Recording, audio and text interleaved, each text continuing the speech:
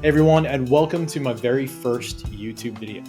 If you're a fan of films and love diving into hidden mysteries, then you're in the right place. Today we're exploring the enigmatic world of Stanley Kubrick's Eyes Wide Shut. Now, Kubrick is known for his meticulous attention to detail, but what if I told you there's an entire layer of hidden meaning coded in hexadecimal throughout the film? Yes, you heard that correctly.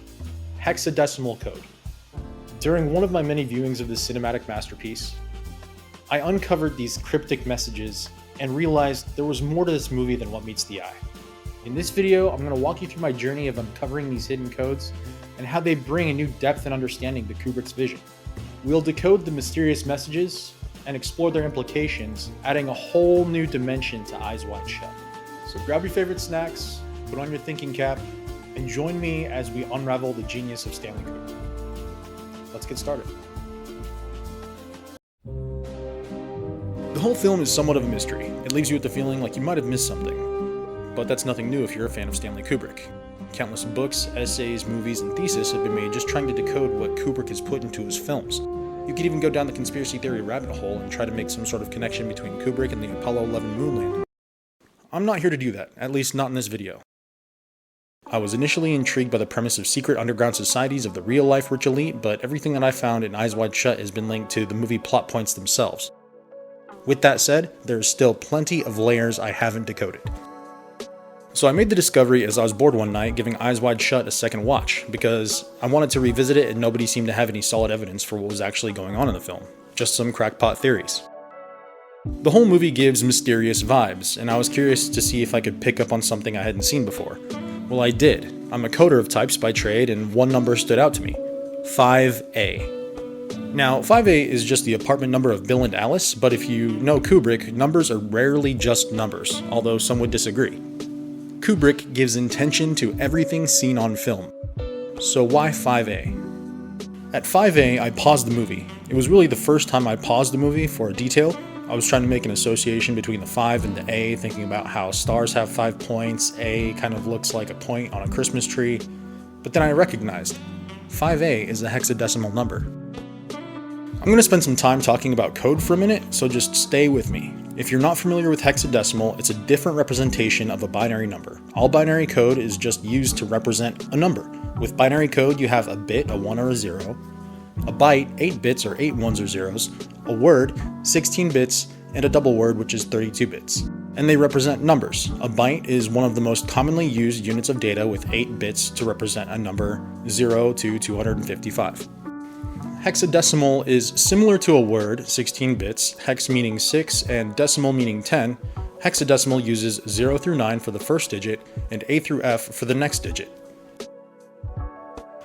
Hexadecimal is easier to use than just writing a word of ones and zeros because it shows up as a number and a letter, like 5A.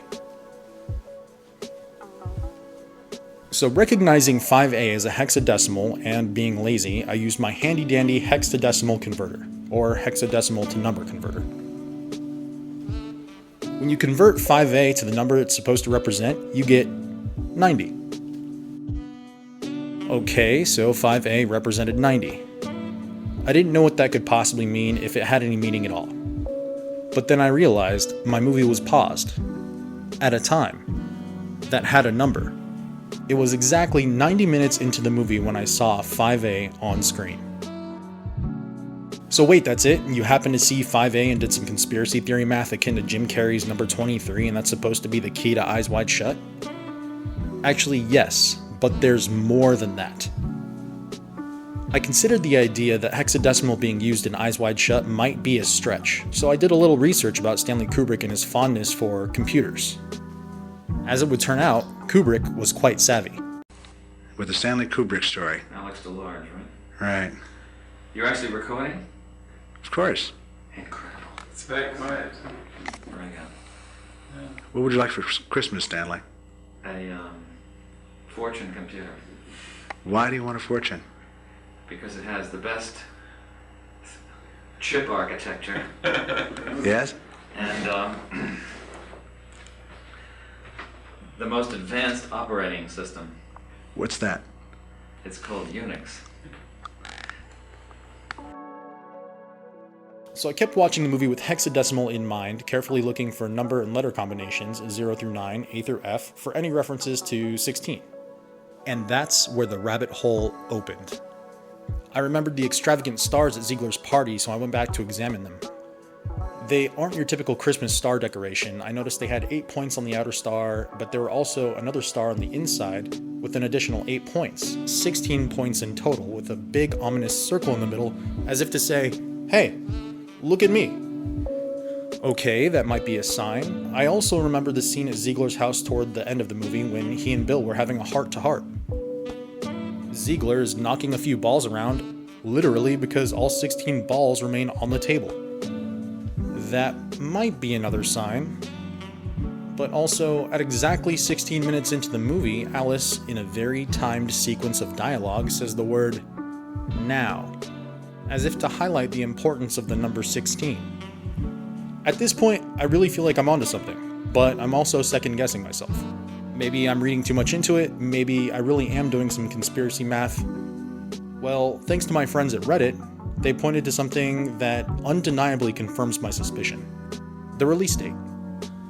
Eyes Wide Shut was released in theaters on July 16th, 1999, handpicked by Kubrick himself. Okay, so there's hexadecimal in the movie. What does that mean? I made a couple of inferences based on what I found in hexadecimal. First is the use of the letter A. The movie's central theme is more or less about infidelity, or as Nathaniel Hawthorne would colorfully say in his famous novel, adultery. While looking for meaning in the number 5A, I realized that the number 10, as represented in hexadecimal, is the letter A. Not knowing what 10 could mean, I started to notice a pattern. The number 10 comes up every time something adulterous is about to happen. Do you know what time it is? 10 past 12. Going anywhere special? The band's going to take a short break now, and we'll be back in 10 minutes.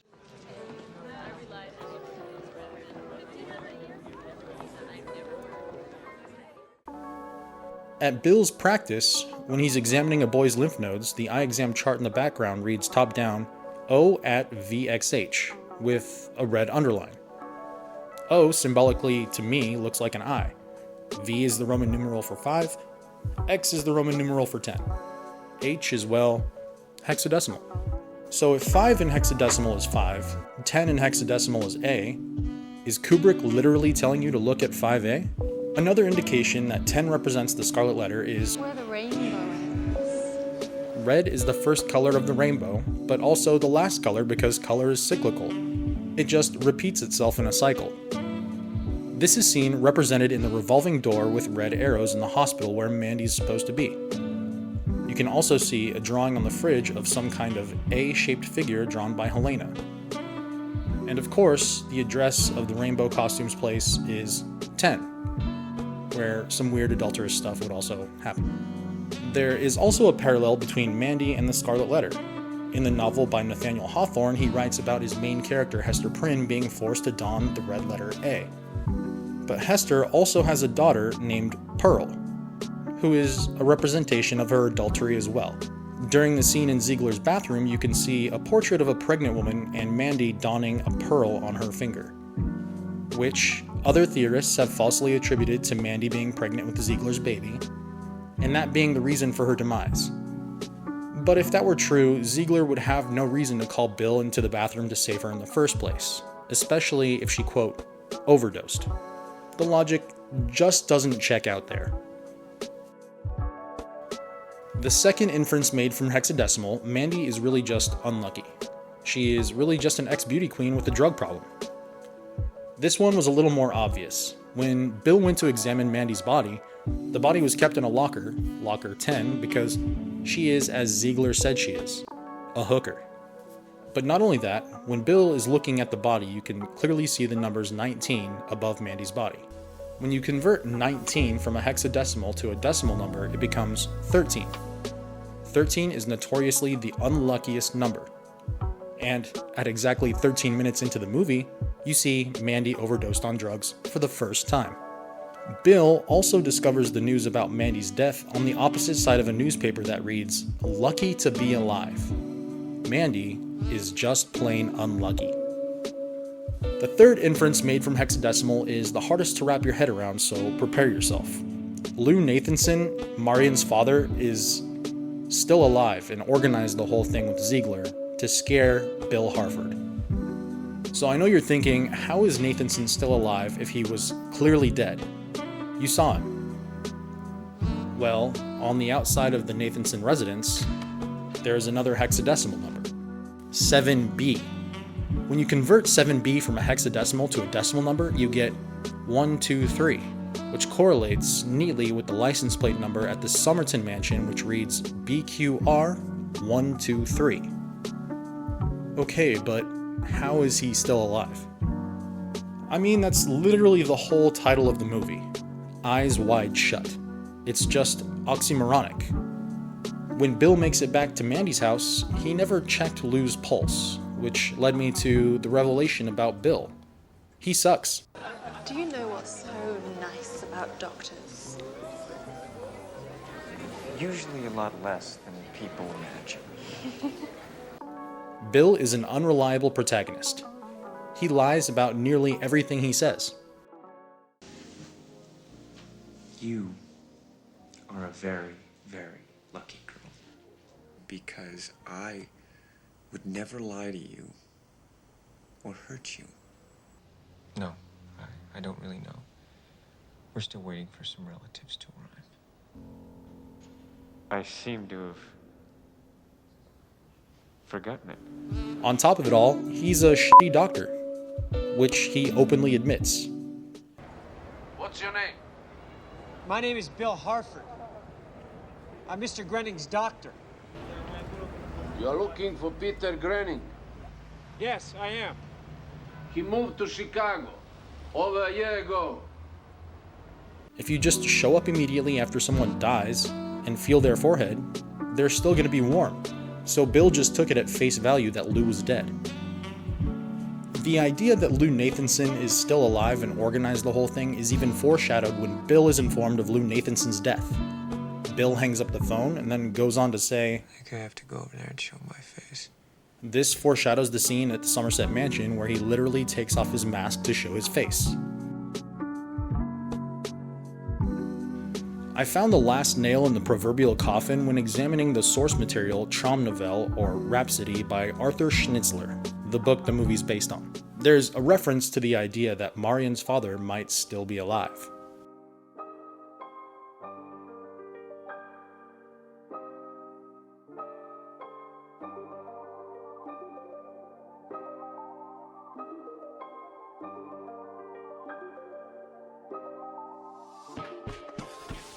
Okay, but why would they lie about Lou being dead?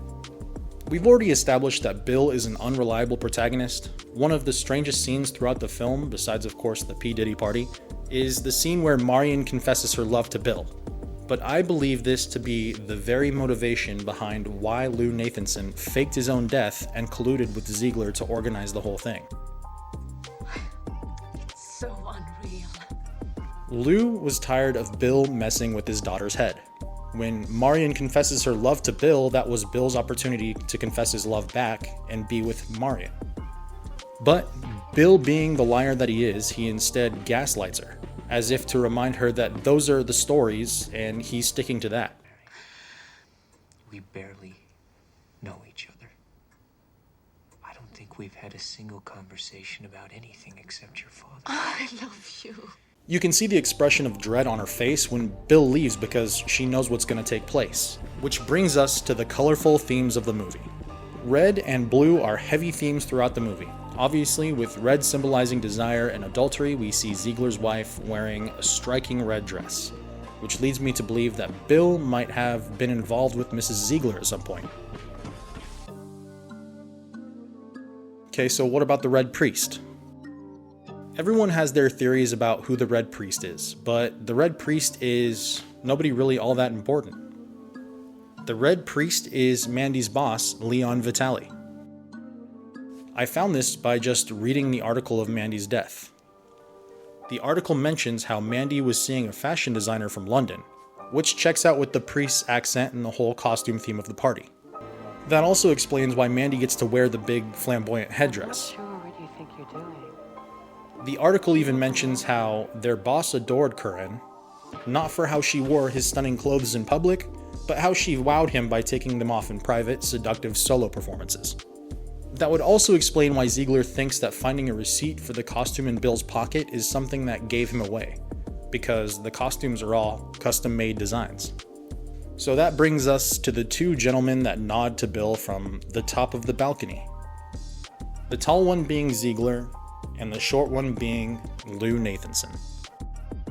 Both responsible for organizing the entire thing, which also gives credibility to the scene where Ziegler flat out tells Bill about how the whole thing was staged. Bill, suppose I told you that everything that happened to you there, the threats, the girl's warnings, her last-minute intervention, suppose I said that all of that was staged. It also explains why Nick Nightingale was pulled away from Bill by Ziegler's party staff. Nick, I need you a minute. Be right with you. The same party staff that later requested Bill to help Ziegler in the bathroom. Ziegler would see Nick as an opportunity to get to Bill. So that's it. Those are most of the hidden secrets I've uncovered in Eyes Wide Shut. But I think there are still plenty of mysteries to be uncovered. Color is literally everywhere throughout the film, and that is one of the biggest puzzles I've yet to figure out. Hexadecimal is a useful code, but it also is used to represent RGB colors on a computer. All the visual colors you see on your computer are recognized with the hexadecimal code. So if Stanley Kubrick were to make a colorful movie with hexadecimal code hidden throughout, and art literally in every shot, then he might be communicating in colors. There might even be more to uncover. My inner Da Vinci Code brain says maybe he's doing something no other director has done with film. Maybe Kubrick is literally making a hidden picture within his film. I just haven't figured it out yet. Clearly the guy was a genius, and truth be told, if there is something hidden even deeper in the film, I'm probably not smart enough to decipher it. But that's what makes his work truly incredible. It's not just a movie, but layers upon layers to be enjoyed for years. It's been 25 years since the movie's release, and we're able to keep finding hidden meaning. So thanks for watching, and I hope you found this just as significant and exciting as I did. And please hit like and subscribe if you enjoyed the video, so I can maybe make some more in the future. Thanks.